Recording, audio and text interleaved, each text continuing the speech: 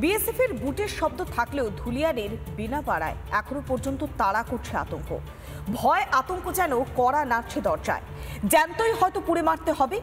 আর কান্না ভেজা চোখে রিপাবলিকের প্রতিনিধিকে জানালেন সেই আতঙ্কের কথা। যেভাবে নির্যাতন হয়েছে, যেভাবে প্রত্যেক মুহূর্ত আতঙ্ক তাদেরকে গ্রাস করেছে, এখন এই পরিস্থিতিতে নতুন করে উৎকণ্ঠা কাজ করছে।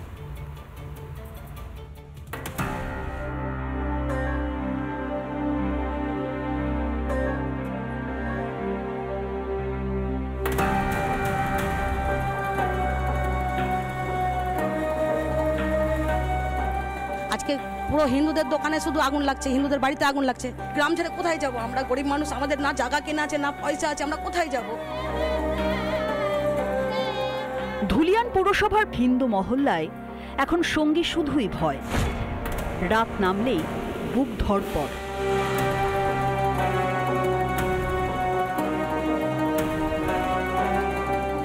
বিএসএফ টহল দিচ্ছে ঠিকই, কিন্তু আতঙ্ক টলছে না।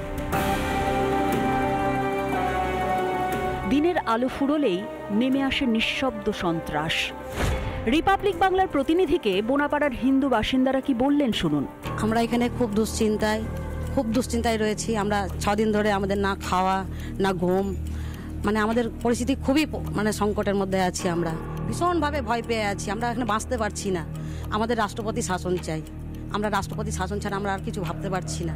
আমাদের পরিস্থিতি খুব খারাপ। কি করে থাকবো বাড়িতে? আমাদের ওটাতে চিন্তা লাগছে। আজকে ছোট ছোট ছেলে পেলে আজকে ওই বাড়িতে আগুন লেগে, কালকে ওই বাড়িতে আগুন লেগে যাবে। তারা আমরা কোথায় যাবো? আপনারা কিছু করেন, কোনো ব্যবস্থা করেন? এখানে কিছু করেন? আজকালকে আমাদের দোকান বাড়ি পুড়ে যাবে, রাত্রে ঘরে ঘুমিয়ে থাকবো, কেসে আগুন লেগে দিবে, তাহলে আমরা কি করবো? মুর্শিদাবাদের শান্তির ছায়া উধাও, অথচ প্রশাসন বলছে অল ইজ ওয়েল। ঘর জ্বলছে, মানুষ পুড়ছে, আর পুলিশ প্রশাসন ঘুমোচ্ছে।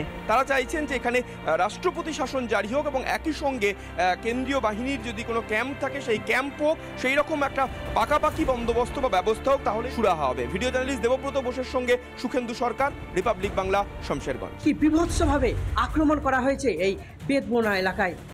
নানা ধরনের কন্টেন্ট দেখার জন্য লাইক করুন, শেয়ার করুন আমাদের ফেসবুক পেজ, সাবস্ক্রাইব করুন আমাদের ইউটিউব চ্যানেল।